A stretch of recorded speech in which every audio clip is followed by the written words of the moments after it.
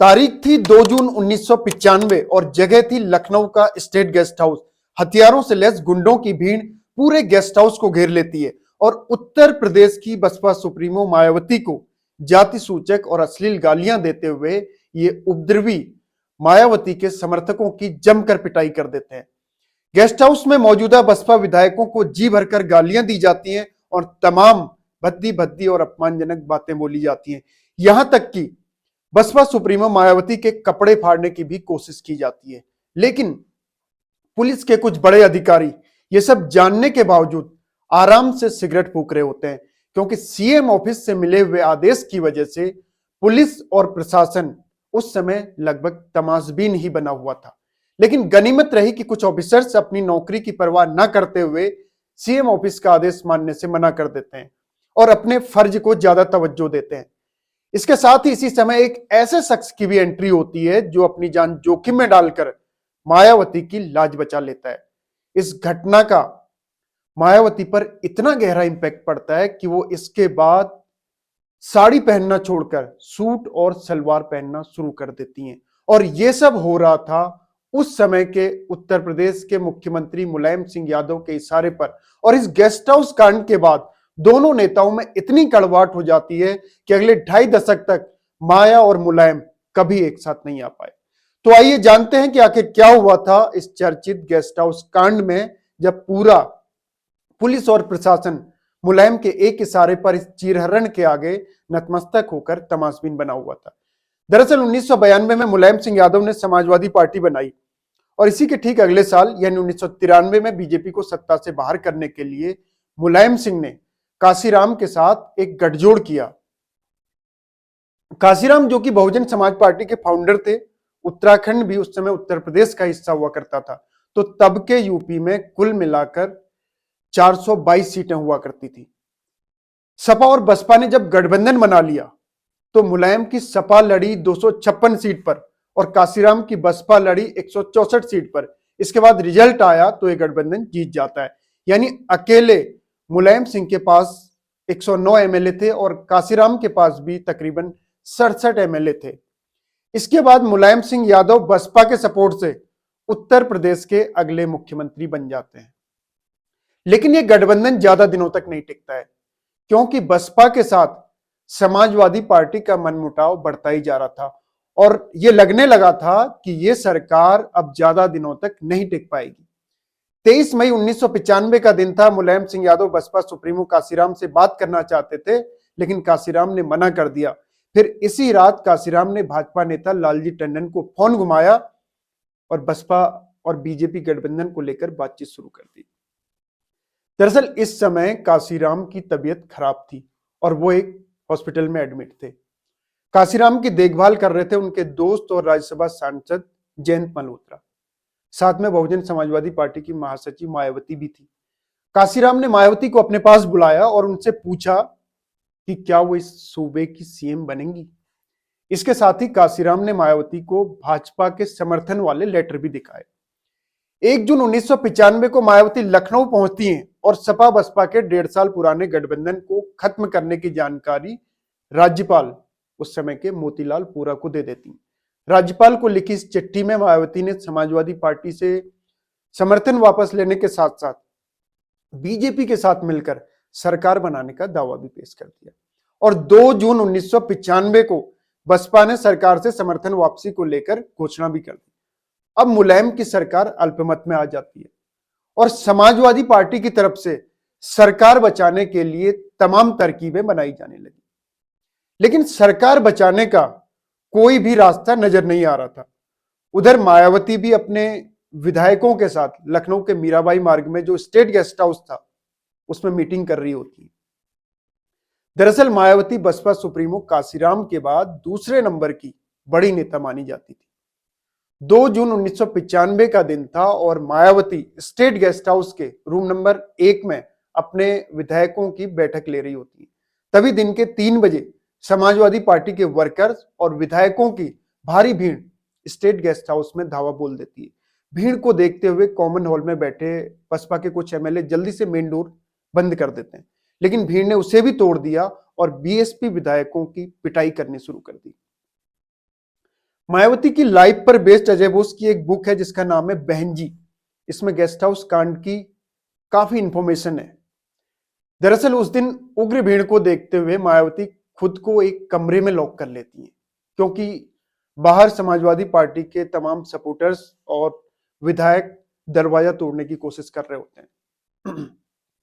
इस बुक के according Sapa workers ने मायावती को कमरे में बंद करके मारा और उनके कपड़े तक फाड़ डाले थे।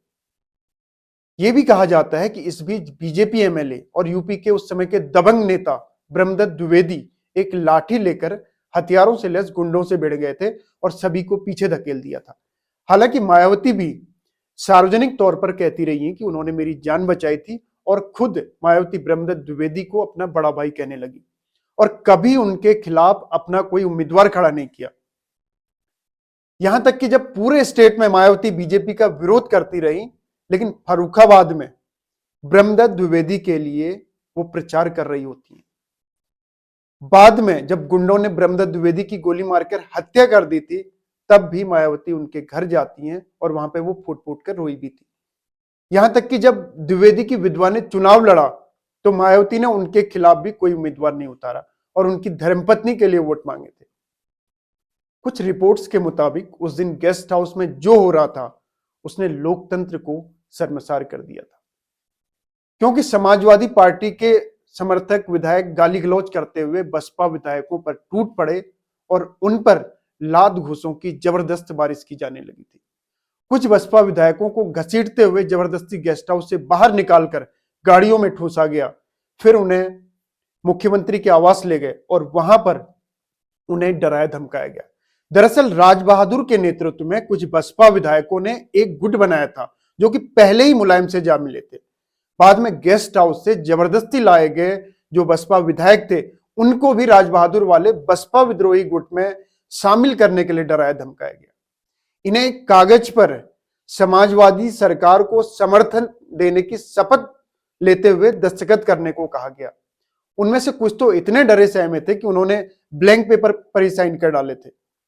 दरअसल दल बदल कानून के चलते उस समय के मुताबिक बसपा के 67 में से कम 1/3 विधायकों का समाजवादी पार्टी में विलय जरूरी था और इसी को लेकर यह पूरी जोर आजमाइश और गुंडागर्दी चरम पर थी।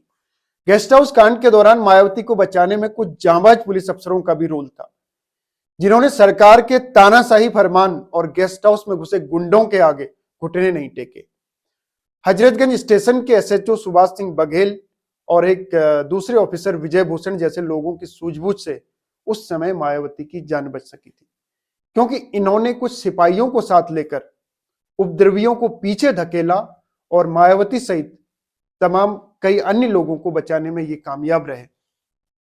यहां तक कि गेस्ट हाउस की लाइट पानी की सप्लाई तक कट चुकी थी, जिससे प्रशासन की मिलीभगत साफ साफ दिखाई दे रही थी। मायावती की एक आत्मकथा भी है, मेरा संघर्षमय जीवन एवं बहुजन समाज मूवमेंट का सफरनामा। इसमें वो कहती हैं कि मुलायम सिंह का आपराधिक चरित्र उस समय सामने आया जब उन्होंने स्टेट गेस्ट हाउस में मुझे मरवाने की कोशिश की। उन्होंने अपने बाहुबल का इस्तेमाल करते हुए न सिर्फ हमारे विधायकों का अपहरण करने की कोशिश की, बल्कि मुझे मारने का भी प्रयास किया। तो इससे समझा जा सकता है कि उस दिन गेस्ट हाउस कांड का वो दृश्य कितना भयावह रहा होगा। हालांकि बाद में लखनऊ के डीएम और एसपी भी मौके पे पहुंच जाते हैं और सख्ताई दिखाते हैं। मामला शांत करने के लिए उन्हें विधायकों पर भी लाठीचार्ज करवाना पड़ता है। हालांकि सीएम ऑफिस से पहले से ही सख्त निर्देश मिले हुए थे कि सपा विधायकों के खिलाफ कोई एक्शन ना लिया जाए, लेकिन भीड़ को काबू करने के लिए उस समय के डीएम राजीव खेर अपने फैसले पर अड़े रहे। बाद में उन्हें इसका खामियाजा भी भुगतना पड़ा। हुआ ये कि उसी रात को लगभग 11 बजे तत्काल प्रभाव से डीएम साहब के ट्रांसफर का हुक्म जारी कर दिया जाता है। हालांकि इस पूरी घटना में बाद में गवर्नर ऑफिस, सेंट्रल गवर्नमेंट और कुछ सीनियर बीजेपी लीडर्स की दखलंदाजी के बाद गेस्ट हाउस की सिचुएशन काफी हद तक कंट्रोल में आ जाती है। मायावती और उनके कुछ एमएलए जिन्होंने अलग अलग कमरों में खुद को अंदर से बंद किया होता है, उन्हें बाहर लाया गया। शुरू में ये सारे विधायक दरवाजा खोलने से डर रहे थे, लेकिन बाद में डीएम और कुछ दूसरे ऑफिसर्स ने बार बार रिक्वेस्ट करी कि अब खतरा टल चुका है, आप लोग दरवाजा खोल सकते हैं। तो तब जाकर सभी डरे सहमे बाहर आए। बाद में इस गेस्ट हाउस कांड की जांच के लिए एक कमेटी भी बनाई जाती है और ये थी रमेश चंद कमेटी। 89 पेज की रिपोर्ट में कमेटी क्लियर कर देती है कि गेस्ट हाउस कांड की इस क्रिमिनल कॉन्स्पिरेसी के लिए मुलायम सिंह यादव ही सीधे सीधे जिम्मेदार है। इसके लिए पहले ही प्लानिंग बन चुकी थी, तभी कुछ ऑफिसर्स का पहले ही लखनऊ ट्रांसफर करवा दिया गया था। हालांकि 3 जून 1995 को बीजेपी, कांग्रेस, जनता दल और कम्युनिस्ट पार्टी के 282 विधायकों के सपोर्ट से मायावती उत्तर प्रदेश की मुख्यमंत्री बन जाती है। इसके साथ ही वो देश की पहली दलित मुख्यमंत्री बनने का सौभाग्य भी प्राप्त कर लेती है। गेस्ट हाउस कांड के बाद अगले 24 सालों तक मायावती और मुलायम के रिश्ते इतने खराब हो गए कि सपा बसपा में कभी कोई गठबंधन ही नहीं हो पाया, न चुनाव के पहले न चुनाव के बाद। लेकिन 2019 में लोकसभा चुनाव के दौरान 24 साल बाद बसपा सुप्रीमो मायावती और मुलायम सिंह यादव एक साथ एक ही मंच पर दिखे और एक दूसरे को जिताने की अपील भी करते हैं। तो राजनीति में सब कुछ जायज है। सपा बसपा गठबंधन बनने से ठीक पहले मायावती अपने गेस्ट हाउस कांड वाले वो सारे केस वापस ले लेती है जो कि मुलायम सिंह यादव पर चल रहे होते हैं, और ये सारी जानकारी मायावती एक ट्वीट के जरिए भी देती हैं। पर दोनों के एक साथ आने के बावजूद 2019 में भाजपा की आंधी के चलते इनका गठबंधन कुछ काम नहीं आ पाया। यह गठबंधन भी ज्यादा दिनों तक नहीं चल पाया और चुनाव के ठीक बाद बसपा ने यह गठबंधन भी तोड़ दिया। हालांकि इस गेस्ट हाउस कांड को 30 साल से ज्यादा का समय हो चुका है, लेकिन इस कांड की वो यादें आज भी ताजा रहती हैं जिसे शायद बीएसपी के कुछ विधायक और बसपा सुप्रीमो मायावती कभी नहीं भूलते होंगे। भले ही मायावती ने 2019 में समाजवादी पार्टी को सपोर्ट किया था और मुलायम सिंह पर चल रहे सारे केस वापस ले लिए थे, लेकिन गेस्ट हाउस कांड की वो डरावनी यादें आज भी मायावती को अंदर ही अंदर जरूर कचोटती रहती होंगी। तो ये था चर्चित गेस्ट हाउस कांड, जिसको इंडियन पॉलिटिक्स में आज भी बार बार याद किया जाता रहता है। आगे फिर होगी मुलाकात किसी और नए मुद्दे के साथ। नमस्कार।